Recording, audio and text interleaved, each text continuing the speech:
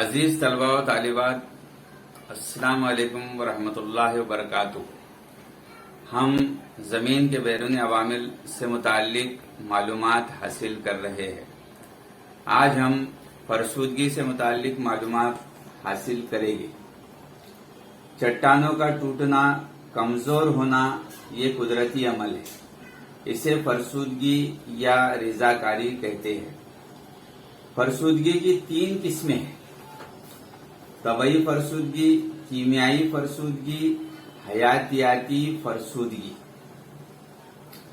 तबई फरसूदगी का असर खुश्क आबोहवा के इलाकों में ज्यादा दिखाई देता है, जबकि मरतूब आबोहवा के इलाकों में कीमियाई फरसूदगी का असर खुसूसी तौर पर नजर आता है।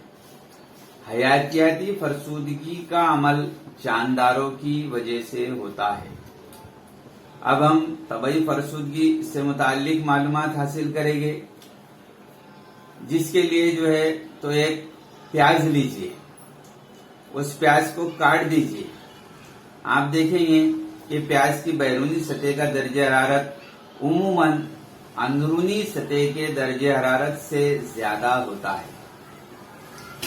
यही अमल चट्टानों में भी देखा जा सकता है। चट्टानों की ऊपरी सतह का दर्जे हरारत ज्यादा होने की वजह से चट्टानों में फरसूदगी का अमल होता है और चट्टानें टूटने लगती है।